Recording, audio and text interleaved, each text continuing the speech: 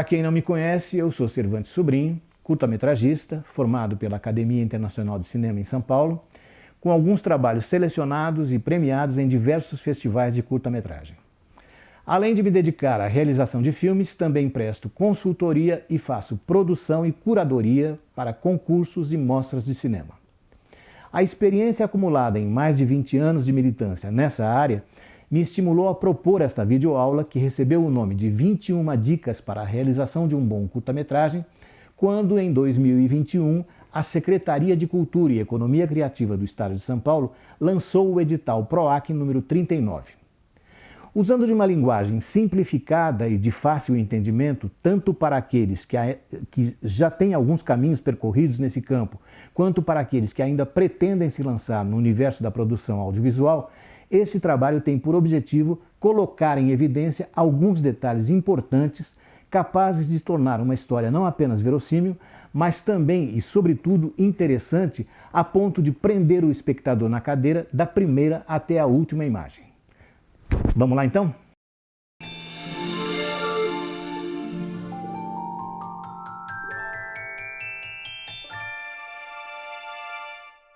A história que você vai contar tem que ser verdadeira e você deve ser a primeira pessoa a acreditar nela. Se para você ela não for verdadeira, dificilmente você vai conseguir fazer com que outras pessoas embarquem na sua viagem. E se você estiver começando, não queira contar a história da humanidade em um curta-metragem. Um fato corriqueiro que aconteceu na sua rua ou com alguém das suas relações pode ser muito mais atrativo do que toda a história da sua cidade. Por exemplo, você pode ter um vizinho ou um antigo colega de escola que coleciona rótulos de bebidas, um hábito que ele herdou do pai ou do avô. Muito bem. Pronto, você tem aqui uma bela história envolvendo aspectos da fabricação, da distribuição de bebidas na sua cidade e na região, dos artistas gráficos que produziram esses rótulos. Enfim, o segredo está em conseguir tornar a sua história o mais universal possível. A originalidade do seu trabalho não precisa estar necessariamente na história que você conta, mas no modo como você conduz a narrativa. Cabe lembrar aqui um clássico exemplo. Quer contar a história dos Correios? Comece pelo caminho percorrido por uma carta. Ali você terá todos os elementos para dizer como é que funcionam os Correios.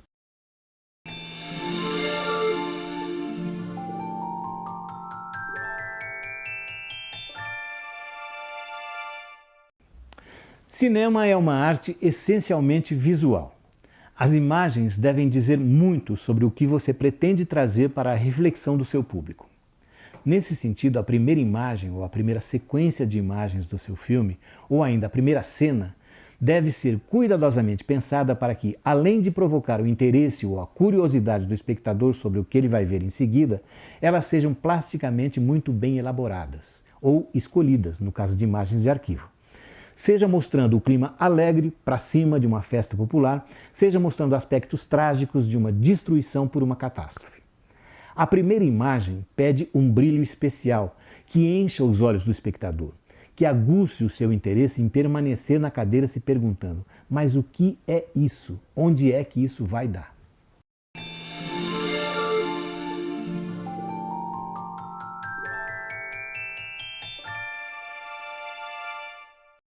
Uma boa parte dos filmes de curta-metragem passa pelo crivo das equipes de curadoria em mostras e festivais. Em geral, os festivais aceitam curtas até 20 ou 25 minutos. Isso quer dizer que o tempo que se tem para contar uma história num filme curto é realmente bastante limitado. Pode parecer um contrassenso, mas contar uma história em poucos minutos é muito mais difícil do que se tivéssemos 90 minutos ou mais para fazer isso. Então, o aproveitamento do tempo em um curta-metragem pode ser uma armadilha muito séria para um realizador desatento. E esse aspecto do aproveitamento do tempo nos filmes de curta-metragem é muito observado também pelos jurados nas mostras competitivas. Equilíbrio entre tempo e ritmo é fundamental. Por isso, quando o tempo é curto, é melhor buscar um modo objetivo e direto para segurar o espectador na cadeira sem que ele fique tentado a se levantar para ir tomar um café, para ir ao banheiro ou, o que é muito pior, pegar o celular e ler as mensagens no WhatsApp.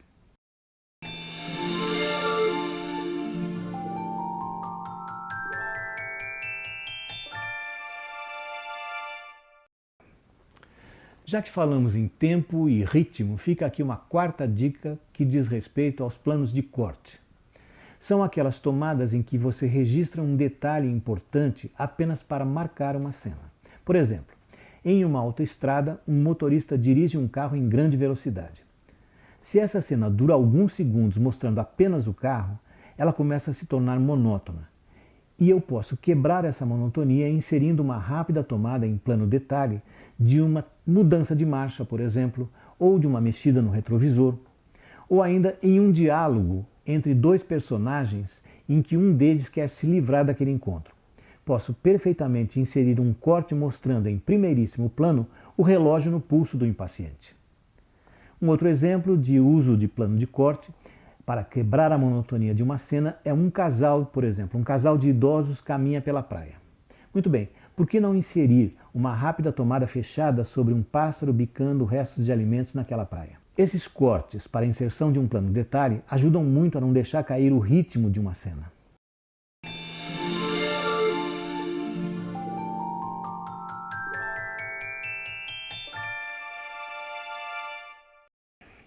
Nas vezes em que fiz parte da equipe de avaliação em concursos de roteiros para a realização de curtas-metragens, uma coisa que se via com uma certa frequência, e não apenas entre principiantes, era a falta de objetividade na descrição da história. E vale aqui lembrar de uma dica importante obtida em cursos e laboratórios dos quais participei. Defina uma logline para a sua história. O que isso significa? Diga em uma frase o que é o seu filme, ou seja, defina o norte da sua história. Do que de fato ela vai tratar. No curso de roteiro da Ana Mui Laerte, por exemplo, ela conta que as coisas ficaram muito mais fáceis quando ela definiu a logline do filme A Que Horas Ela Volta. Uma mulher que busca o reencontro com a sua filha. Ponto. Todo o resto são histórias periféricas que ajudam a entender aquela mulher cujo objetivo é ter de volta o convívio com a própria filha, não importa em que circunstância. A definição da logline, além de ajudar o realizador no processo de seleção das ideias que vão contribuir para a construção de uma narrativa mais enxuta, é também uma prática que vai facilitar o convencimento de eventuais apoiadores, demais membros da equipe de realização e, por que não, dos integrantes da banca de uma sessão de pitching.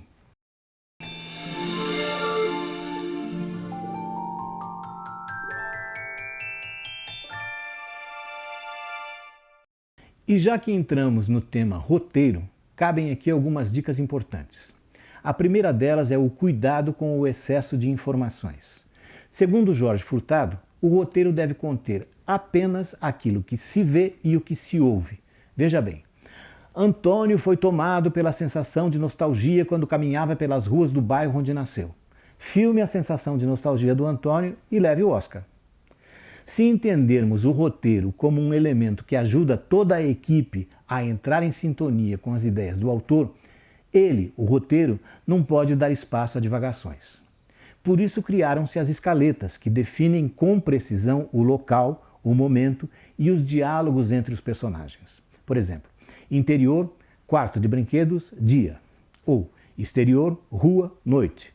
Eventualmente, podemos incluir algumas indicações do tipo triste, feliz, apreensivo, rua deserta, sol escaldante, ou sobre vestimentas, adereços, objetos de cena. Nada além disso. Eventuais dúvidas são resolvidas diretamente com o roteirista, com o diretor ou, em raros casos, com alguns chefes de equipe, como o diretor de fotografia ou o diretor de arte.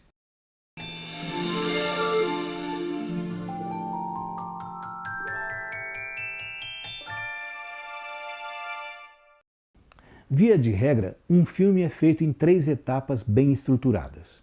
Pré-produção, ou seja, o planejamento, a produção, que são as filmagens, e pós-produção, que é a montagem e a finalização. Até aqui tudo certo. O planejamento é a etapa que requer maior atenção. É quando se reúne a equipe, são revistos os orçamentos, se escolhem as locações, os equipamentos, quando se pesquisam materiais para a confecção dos figurinos, dos adereços, dos objetos que não podem faltar em cada cena, etc, etc. Bem, nessa infinidade de escolhas e definições que caracterizam o trabalho do planejamento de uma produção audiovisual, um elemento merece uma dedicação muito especial: a versão definitiva do roteiro, incluindo, se possível, um bom storyboard. Ele é o filme no papel, com todos os detalhes que devem ser vistos e ouvidos pelo público. Então a dica é: não tenha pressa de ter em mãos a versão definitiva do roteiro.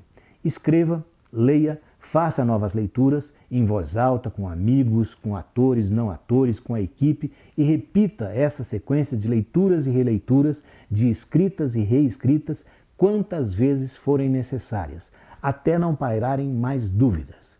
Reveja os nomes dos personagens que muitas vezes, por terem sonoridades próximas, podem confundir o espectador.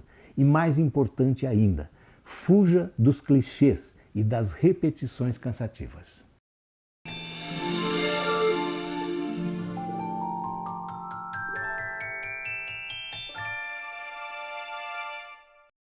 Como eu já disse aqui, cinema é por excelência uma arte visual. Para o espectador de um filme, é uma história que ele vai ler através das imagens que você vai oferecer a ele. Em outras palavras, a objetiva da sua câmera é, na verdade, o olho do espectador. E ninguém gosta de observar os acontecimentos do fundo da sala. Portanto, ofereça a ele o melhor ponto de vista. Aproxime o olhar do seu leitor dos detalhes que são mais importantes para ajudá-lo a construir na cabeça dele a história que você criou para ele. E mais ainda, não entregue para o seu público a imagem pronta.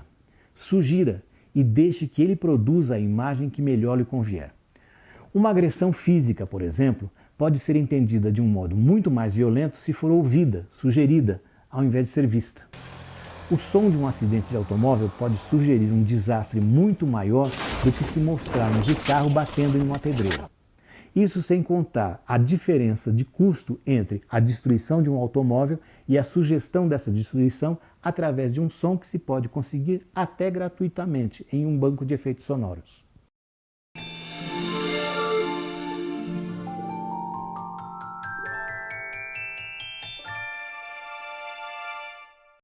A não ser que a sua intenção seja confundir ou dispersar a atenção do espectador, procure manter no espaço cênico apenas os elementos essenciais para a identificação do ambiente em que a cena se desenvolve, evitando excesso de elementos que não tenham função no filme. É muito comum você assistir a um filme e ir se perguntando: o que é que faz aquele jarro no meio da sala? Ou então, não entendi a quantidade de fotos de atrizes famosas na parede do quarto de um monge budista. Ou ainda, tinha planta demais em uma sala que mal comportava uma escrivaninha e uma cadeira. E por aí vai. Por isso a dica é: mantenha no seu cenário apenas as informações importantes para o entendimento daquela cena. Muitas vezes um quadro de um determinado time de futebol ou um livro com uma capa confeccionada em um determinado material são elementos que podem ajudar a entender o perfil psicológico dos personagens que interagem naquele ambiente.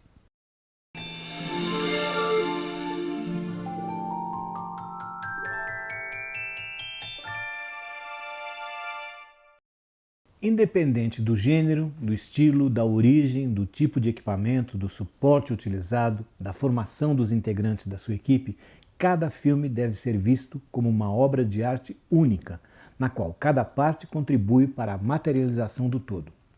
A interação dos objetos, do mobiliário, da cor das paredes, do que se vê através das janelas do cenário, da comida que é servida nas cenas, do figurino, da luz e dos demais elementos cênicos com os personagens, suas falas, sua linguagem, definem a unidade da obra que está sendo produzida.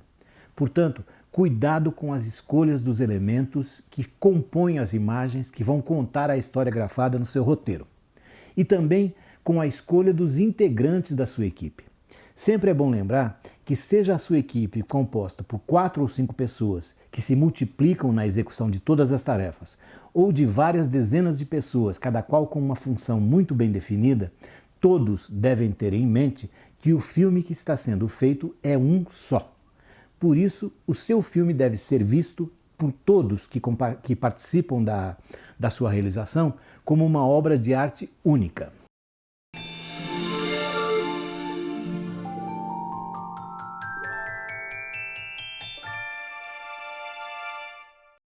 Quando você, diretor, fizer juntamente com o seu diretor de fotografia a decupagem de cada cena do roteiro que vai ser filmado, lembre-se de que existe uma intenção por trás de cada plano.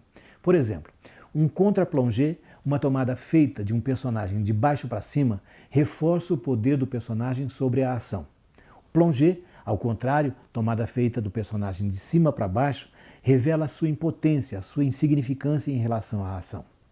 Um plano inclinado, ou plano holandês, como alguns autores gostam de chamar, demonstra que algo está em desequilíbrio físico ou psicológico naquele ambiente. Tomadas feitas com câmera na mão, que alguns chamam de plano vacilante, podem dar a impressão de que o personagem está no meio de uma confusão, uma agitação, cercado por todos os lados.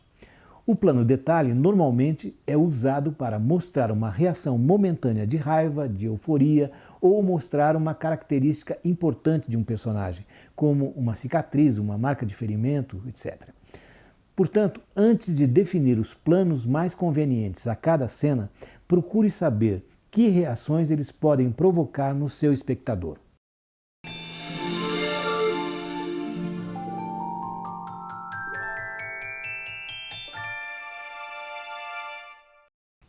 Mesmo que a primeira tomada lhe pareça perfeita, não tenha medo de repeti-la 1, 2, 3 vezes se for o caso. Os atores sempre trarão novas sutilezas para as suas interpretações. Refaça a mesma tomada de diferentes ângulos, com diferentes movimentos de câmera. Essa diversidade de imagens gravadas pode ser de grande valia na sala de montagem.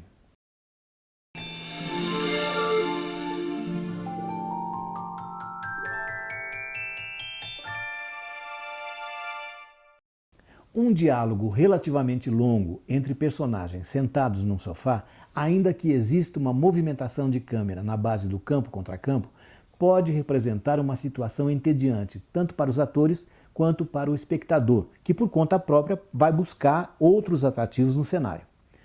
Uma boa solução para tornar um diálogo mais dinâmico é ocupar os atores com ações que reforcem o perfil do personagem.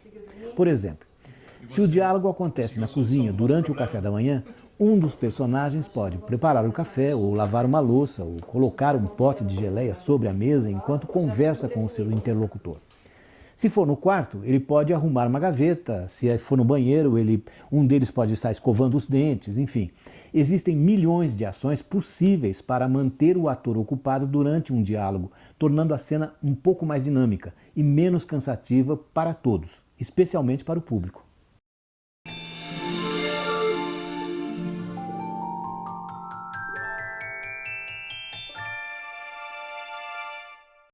Este é um ponto importante a ser considerado no planejamento das filmagens.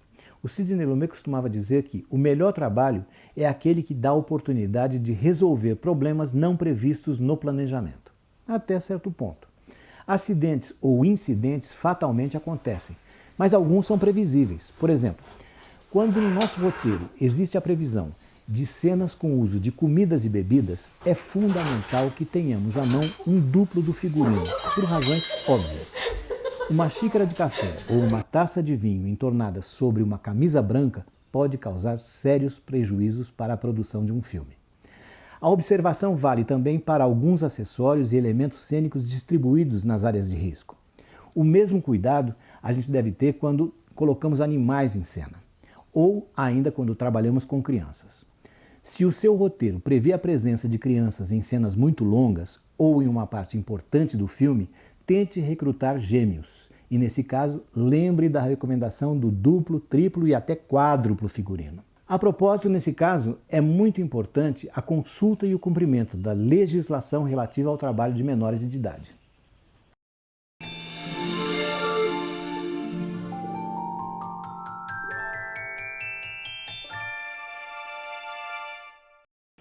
Mesmo que a sua produção já tenha providenciado as autorizações de uso de imagem, de voz, de propriedade intelectual relativa a objetos de arte, textos, música, etc., cabe ainda lembrar que as tomadas externas também precisam ser autorizadas.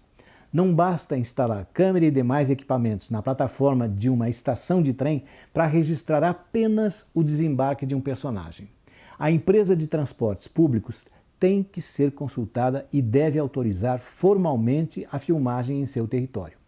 O mesmo acontece nas ruas, no hall de entrada de um edifício, em uma praça ou em um prédio público. Pode acontecer desse pedido de autorização ter que passar por uma tramitação burocrática tão demorada que vale a pena considerar a possibilidade de rodar a mesma cena em uma locação fechada.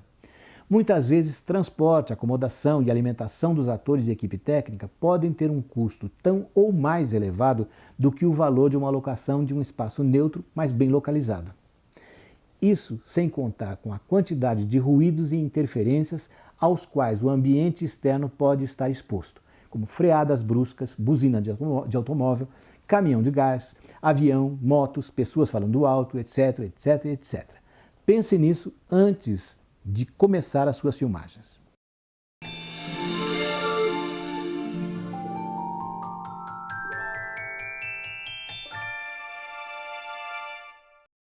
Bem, não resta dúvida de que o cinema é uma arte essencialmente visual, mas esquecer da sua dimensão sonora seria um erro grosseiro. Podemos suportar, ainda que com um certo desconforto, um filme com imagens ruins, mas ninguém consegue permanecer atento a um filme com diálogos inaudíveis ou com um som caótico, repleto de ruídos que se sobrepõem aos diálogos ou à fala de um narrador. O som de boa qualidade é elemento fundamental para trazer o espectador para dentro do filme. Em outras palavras, um bom som pode salvar um filme com imagens medianas. No entanto, quando se fala em um filme com boa qualidade sonora, não se pode pensar na absoluta ausência do som ambiente. Um barulho de passos, uma batida de porta, o ronco de um motor podem e devem fazer parte da trilha sonora de um filme. Caso contrário, se eliminarmos todos esses sons do nosso dia a dia, teríamos uma cena chapada, vazia, completamente artificial. A solução é gravarmos todos esses sons separadamente, de preferência no próprio set de filmagem, e anexá-las à cena na sala de montagem, evidentemente controlando volume e intensidade para que não interfiram na compreensão dos diálogos. E ainda em relação ao som, não tenha medo do silêncio. Ele pode ser de grande utilidade, por exemplo, reforçando a intensidade da fala que o antecede.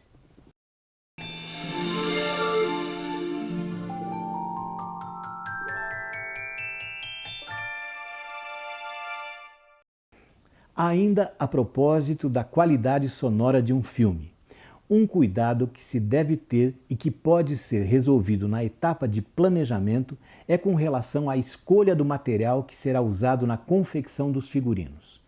Muitas vezes, para obter um efeito visual interessante, o figurinista, com o aval do diretor de arte, pode cometer o grave equívoco de escolher materiais que causem ruídos quando utilizados durante uma cena gravada com som direto.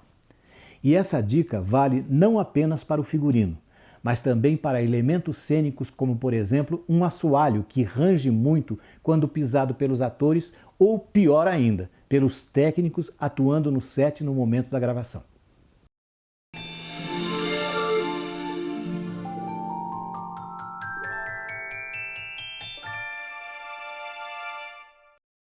Sempre que possível, melhor será utilizarmos a luz natural, ou seja, a luz do dia.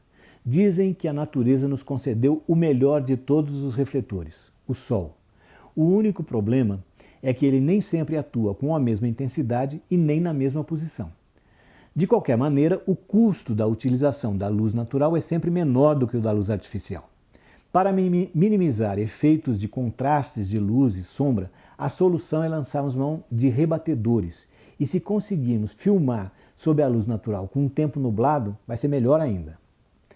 Mas há situações em que o uso da luz natural se torna inviável, caso, por exemplo, das cenas de interior filmadas à noite. Nesses casos, a dica é montar uma luz básica com um mínimo de recursos técnicos, ou seja, uma luz de ataque, fonte luminosa mais intensa, uma luz de compensação ou luz ambiente, de menor intensidade que ajuda a neutralizar as sombras indesejáveis, e um contraluz, instalada atrás dos objetos principais e que serve para valorizar a silhueta do sujeito em foco. De qualquer maneira, a iluminação é sempre função da intenção que o autor queira imprimir àquela imagem.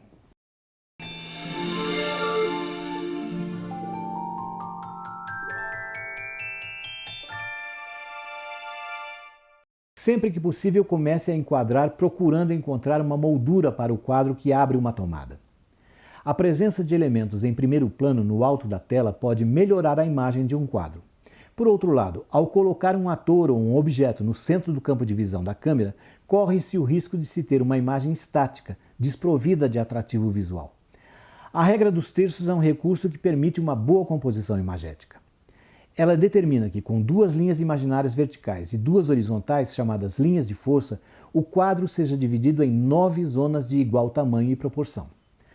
Nelas serão distribuídos os elementos da composição. Para as paisagens ou planos abertos, recomenda-se situar o horizonte sobre a linha de força horizontal inferior, ao passo que, em planos fechados, os olhos de um ator estarão sobre a linha de força horizontal superior, sempre considerando uma área de respiração para o quadro nas laterais. No entanto, se a sua intenção é mostrar o isolamento ou a inércia de um personagem, coloque-o no centro do quadro e ignore completamente a regra dos terços.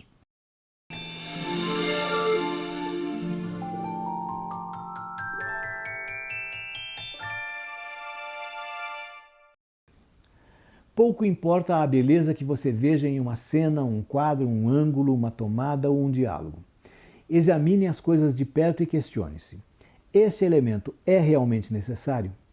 Pelo menos ele prepara o público para o que vem em seguida? Ele serve para revelar algo importante sobre o tema abordado ou sobre os personagens em foco? Se você não estiver seguro de que pelo menos uma dessas questões aponte para uma resposta afirmativa, sem dúvida o tal elemento está sobrando. No fim das contas, sobretudo em um curta-metragem, cada elemento deve contribuir para o avanço da história e para informar o público sobre as intenções do realizador. Palavras ou ações que não preencham esses critérios devem ser descartadas. Se a inteligência, a graça ou a profundidade de uma cena não acrescenta, corta. Simples assim.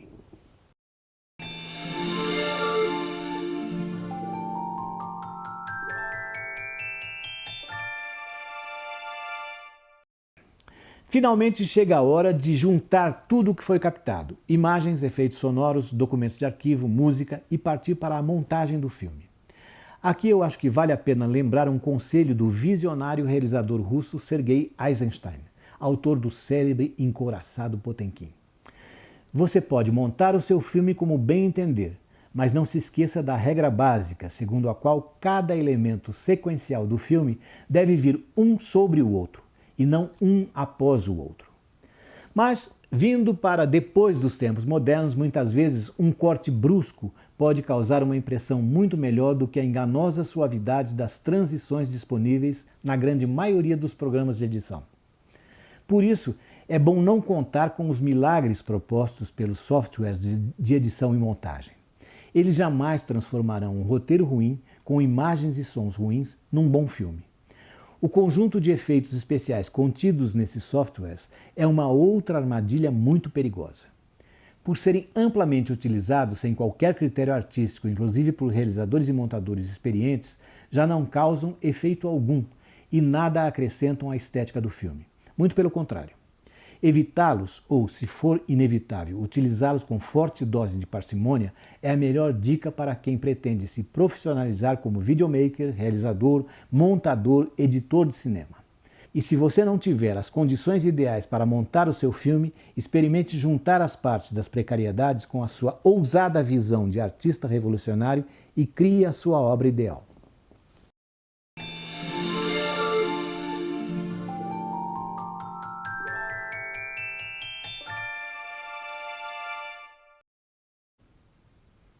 É claro que todos nós temos sonhos.